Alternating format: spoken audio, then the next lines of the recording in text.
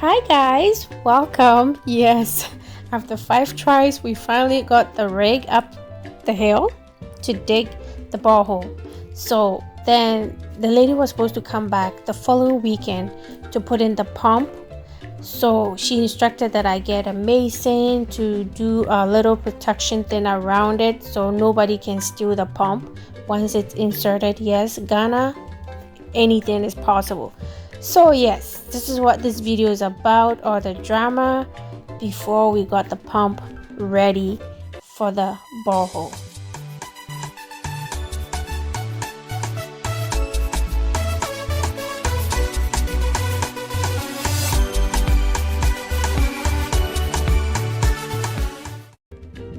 As I said earlier, I needed a protection structure around the pump to keep the pump inside the borehole safe. So this was like a Thursday and the lady was supposed to come on a Saturday, and guys, I ran around frantically finding people, getting blocks delivered, getting the poly tanks ready, everything, because the lady called and confirmed that she's coming on Saturday. I ran around like a lunatic only for her to call me Saturday like afternoon and tell me, oh, I can't come, I have a car problem. I'm like, wait a minute, you called and you said you'd be here. I was like so tired. Like, getting things in Ghana takes time. So that Thursday, 2 days before, I worked like a lunatic, getting everything, making sure everything is. So I got these people, they're supposed to come and do the structure, and as you see them, they're doing it, but they're using red sand. They're not supposed to use red sand because it's not strong enough. And I said, why don't we use the white ones? I said, oh, this one is okay. So here they are doing it, and as you can see, he didn't even dig a foundation on the ground before he put the block. So I hired these people, I paid them, and then by the time we came back a week later, when the lady finally came, the thing was breaking apart. And I paid them money, so that's like money down the drain. That's the thing, you have to be very careful when you're hiring these people. They all say they know what to do. Anyways, those young guys, they're teenagers, okay? They don't look like it. They're teenagers, probably in their 20s, but they don't look like it. But they are the apprentices of the gentleman in the red. He's supposed to be knowing what to do, and apparently what he did was totally wrong, because after 2 or 3 rain, everything fell out, and as you can see, he didn't even leave enough space in there for the pump has connections, so we needed enough space in there and it wasn't there. So I had to hire somebody to redo this the day the lady was there. Of course, we're going to pump in the poly tank, so we have to make an area so we can put the poly tanks. That's 10 liters, okay? So it's quite heavy, so we're using some 6-inch blocks to do a little place for it right now, temporary, till after we're done with the building. Then we're going to have a structure to put the poly tank on top so the water will flow through gravity. So this is just something we're doing for now. After we finish building, then we do the structure for the permanent place for the poly tanks. And if you don't know, poly tanks are necessary in Ghana, because even if you're going with the Ghana waterworks, they do shut off water randomly, so you always have to reserve some for the days that they shut down water. So almost all houses in Ghana have poly tanks, okay? All houses, because otherwise you're out of luck. When they shut down the pipe, there's no guarantee when it will come back. So if you don't have it, you don't have to worry about this, because we have a borehole.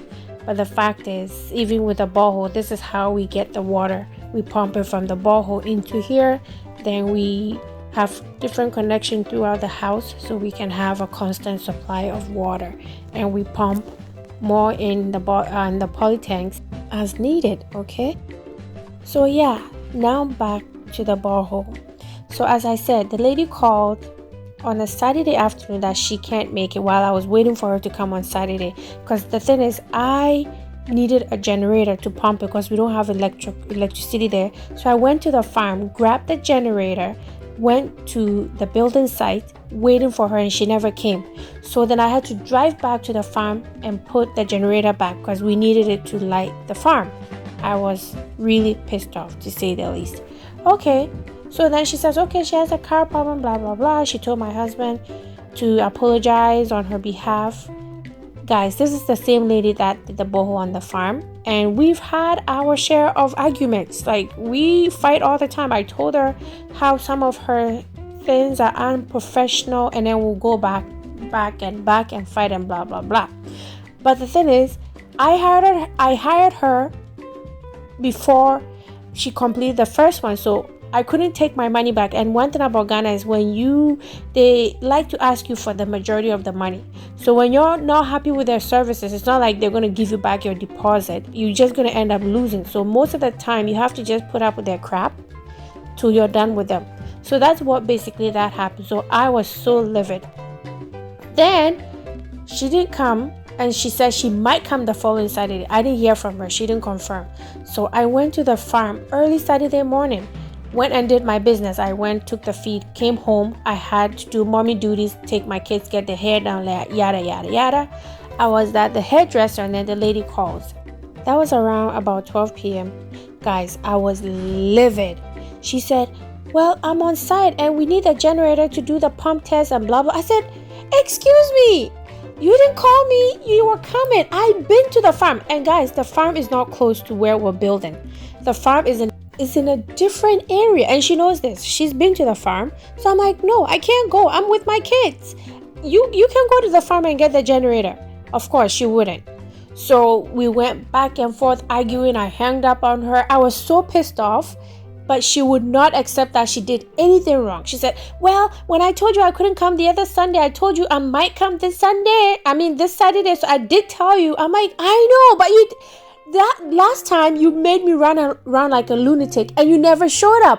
So you should have confirmed like Saturday morning that, hey, I'm coming to Cape Coast, so maybe you can go get the generator ready and be on standby. You didn't say anything, and then you call me around 12 or 1, whatever, and tells me that you're on site and you need a generator.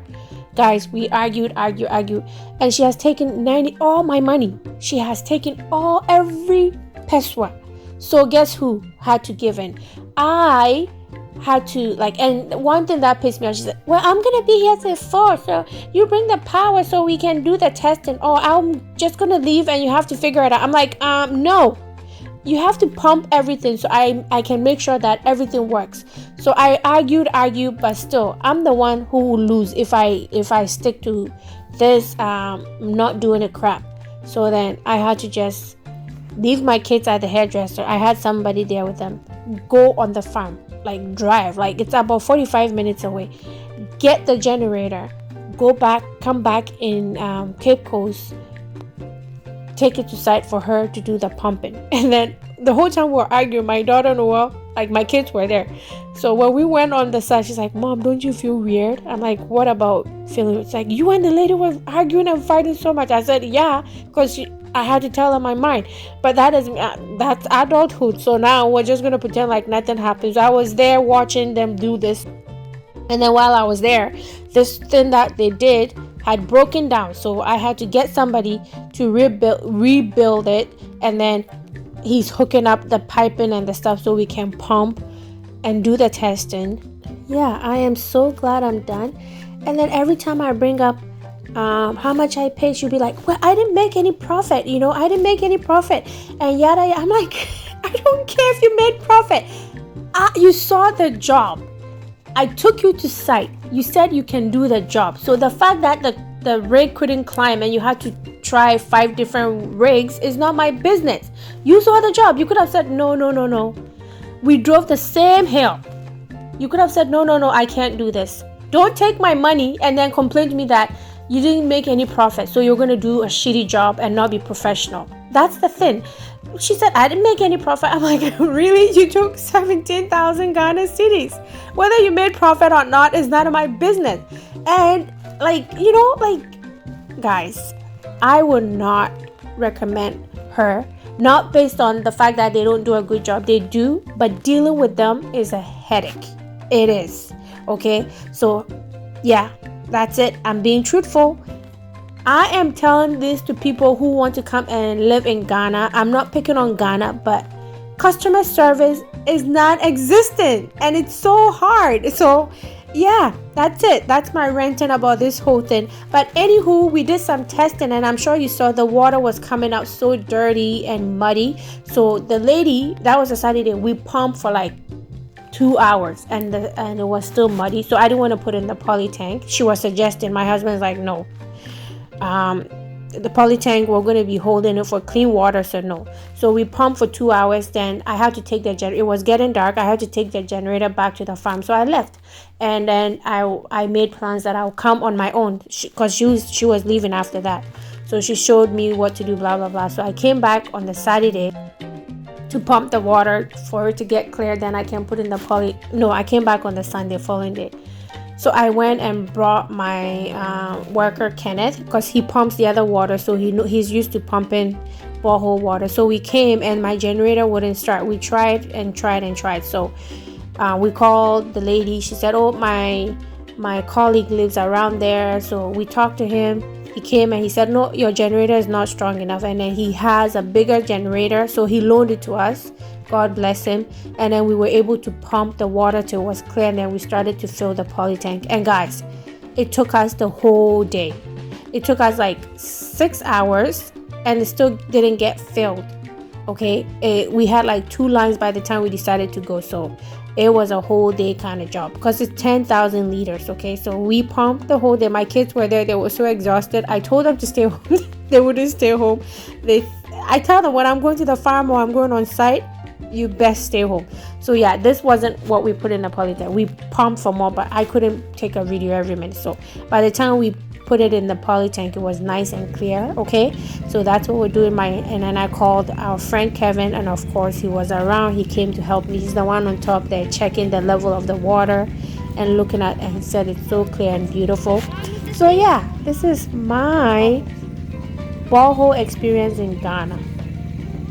Both of them wasn't a smooth sail, but it's done, and I'm happy, and I don't have to deal with that lady anymore. Okay, but thank God. Okay, so thank you so much for watching. I appreciate your love and support. If you have any question, leave them in the comment section. If you haven't subscribed, what are you waiting for? Please subscribe, like, comment, and share. Okay, and I'll see you in the next video. And as always, don't forget to smile. See miracles in life every day. Life is short. Enjoy. I love you. Why you are fine? The brother is supposed to be. I found this one. Oh, wait, cry. Say, more than I want to die. That's Leave is taken. We've been here 45 minutes before 6 hours, and it's still not full. Still, I got 2.